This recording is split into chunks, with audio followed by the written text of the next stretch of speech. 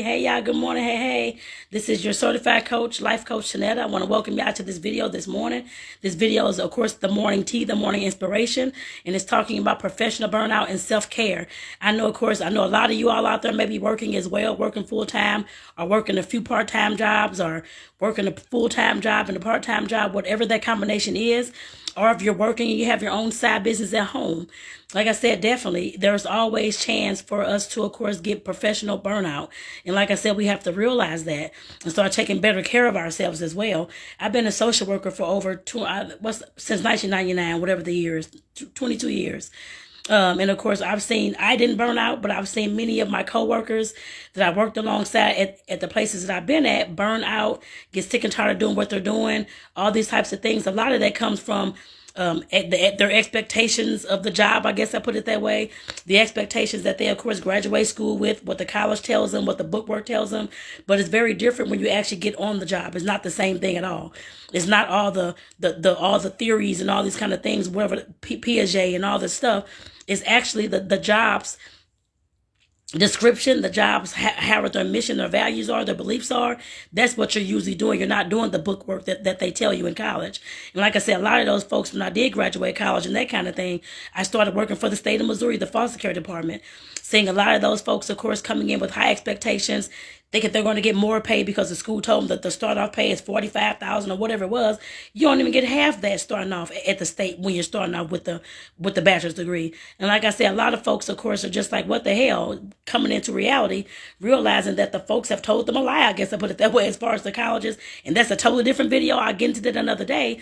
But like I said, at some point, the high expectations, the expectations that you may have had, oh, these people, I can work with anybody, I can do this, I can do that. But once you get into a job, you're going throughout the years, that kind of thing, sometimes it gets to be too much. Like I said, with the foster care department, I know a lot of the kids, of course, were abused, neglected, all types of things. We had some deaths. We had all types of things going on with the kids under 21.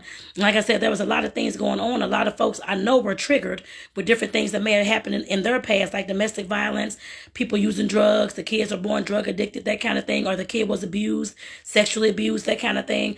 A lot of people, of course, we're still growing up as well. I had to learn early on that, I learned early on because my upbringing was a lot of the background that these kids went through too. So I knew how to handle things. I guess I put it that way. But if you're a person that's coming from a background that had not been around anybody that, or been around a lot of black people, I guess I put it that way, because mostly what you see in the system here in St. Louis is a lot of black kids. And not knowing how to, of course, handle that kind of population, knowing how to, of course, develop that communication with them, to understand where they're coming from, to understand their environment, that kind of thing. Not understanding that, of course, that they were sexually abused and that you were sexually abused when you were a child as well. You hadn't dealt with that. You hadn't healed from that. You hadn't even forgiven whatever happened in that situation. A lot of going through domestic violence, you see some of these kids, of course, coming from domestic violence homes, and of course, they're beaten as well. And like I said, some of the workers, of course, were not able to deal with that because they hadn't dealt with their own mess back in the day as well. And like I said, a lot of that burnout came from that. Like I said, I saw a lot of these things. A lot of folks just, oh my God, I'm so stressed. And I'm just working like I normally work. I'm like, okay, this doesn't bother me because I've seen it all my life. And I'm like, okay, but for those who have not seen those kind of things all their lives, the professional burnout is real, y'all. It's definitely real. And like I said, it's a mental, it's mostly dealing with the mental. I can tell you that. But like I said, it's definitely real. All those triggers, all those high expectations, all those thinking you were going to save the world and this kind of thing, when you realize that working for the state or any other nonprofit or any other social service agency, even for those teachers out there, anybody that works to helping people, we all know that there's a lot of bureaucracy. We all know that. And of course, we can't just go and change something one day and all of a sudden the whole agency has changed. You have to go through channels, the supervisor, the unit supervisor, unit manager, whoever, the CEO, and then the board. And it takes so long just to get something done. It's ridiculous. And like I said, a lot of us, of course, we're out there on the front lines. We see what's going on. But of course, the jobs are taking all day to change things. We may speak up and say something. We're looked at like you're crazy and that kind of thing. You don't know what you're talking about. You're new in this field, or you don't know what you're talking about because we are the CEOs, we're the managers. And like I said, a lot of that stuff, like I said, a lot of the times, that's where a lot of this burnout comes from. Like I said, there are things that you can do about it. But like I said, you have to want to, of course, work on those things as well. A lot of the things, like I said, it comes from what comes from within, as far as the triggers, as far as not knowing how to deal with the people, as far as you're working with, and having expectations that the job is going to be something totally different from what the school told you. It's never like that. I understand what the school told you. They may have lied to you, I'm sure. I feel lied to as well. But like I said, there's nothing we can do about it at this time but work with what we have. And like I said, at some point, you have to realize that your self-care is definitely very important. I don't care what job you're at. Like I said, the burnout, taking your work home to work on it at home, that burns people out too. You're working eight or more hours a day, then you're going home, working 2 and 3 hours trying to get case notes done, trying to do all these things, and you're missing valuable time out to take care of yourself, to take care of your family, to cook a good meal, to watch some TV and have some downtime. You're missing all those times. A lot of my coworkers were taking a lot of stuff home. They still do now. Even I'm in a different job, but some other people do too. And like I said, at some point we have to realize that the job does not care about you in that aspect. I guess I put it that way. You have to care about yourself first, and the job or whatever it is come after that. Like I said, you definitely have to worry about yourself first. There's no way that you can keep going and keep going and keep going, working these jobs and doing these things, but you're burning yourself out. You're getting so stressed out, about to have a mental breakdown because you don't know what the hell else to do now. You're so overwhelmed. They're not paying you enough. You're barely making your ends meet. You're trying to figure out what the hell to do. You have to start with self-care first. Yes, I know of course you can create another income, that kind of thing. But in order for you to create that other income, you have to get this mindset right first. You have to get that mind right first in order for you to, of course, move ahead and do all those things. Yes, you can move ahead and go ahead and start, but like I said, you're going to have a hell of a hard time trying to work through all the mental getting rid of that employee mindset to, of course, bring on that in the entrepreneurial mindset. So like I'm telling you, like I said, go ahead and start with that self-care. Like I said, professional burnout is definitely real. I don't care if you're you work a job and you have a part-time business or both. Like I said, you definitely have to make sure that you're taking care of yourself. Taking care of yourself can be anything from taking 5 minutes out in the evening or whatever time you have throughout your day to pray, to meditate, or just to sit in silence with yourself, or to journal, whatever you want to do, to play a game on your phone, to play a game on your tablet, to whatever you want, colors in coloring books, whatever floats your boat. I guess I put it that way. You can take some time to, of course, bake throughout your week, bake throughout the day if you have enough time. Because I know some of you all may have kids and that kind of thing, or a partner, spouse. They all demand your time as well. So like I said, I know folks talk about balance and that kind of thing. To me, there is no balance. There is a continuous movement. I guess I put it that way. In a set schedule, a time schedule. I guess I put it that way.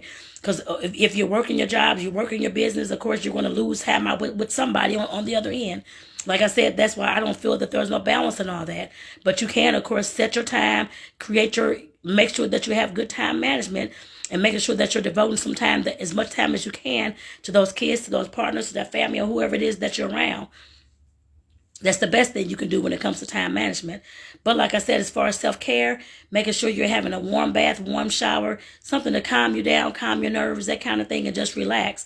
Like I said, a lot of us, I know we just go on and go on and go on and just keep moving forward. But a lot of us are burned out, especially I know with the teachers. You hear about the teachers talking about how burned out they are, trying to figure out how to teach the kids online, trying to figure out how to do these things in the classroom. It is hard work to do when you're in the helping profession. Just keep that in mind. I don't care if it's coaching. Coaching is similar to social work, similar to teaching, is similar to all those things. And thank you, Tay, for tuning in. I hope you're doing well. Tavies, I think is the name. Thank you for being here. And like I said, definitely we have to take time out for ourselves. Like I said, I've seen a lot of coworkers over the years burn themselves out, go into panic attacks, all these types of things, depression, all these types of things throughout the years, and just going crazy, just losing their mind, howling and yelling at folks because they get upset and this kind of thing, don't know how to handle things. Like I said, at some point, we have to learn how to take care of ourselves. And thank you for tuning in as well. Just Read Official. I hope that you're doing well this morning. And like I said, we definitely have to learn how to take care of ourselves. I don't care if you work a full-time job, 2 part-time jobs, a full-time job, and a side hustle, whatever it is you're doing, you still got to take care of yourself. Like I said, those warm baths, the time to meditate, the time to pray, the time to, of course, whether you go shopping, I don't know what you do in your part-time, I guess to make you feel good, whether you bake or whether you coloring books or whatever it is, just make sure that you know that you have to do those things. You don't want to keep working for a job that or a business that's not giving you the time that you need to, of course, get yourself together.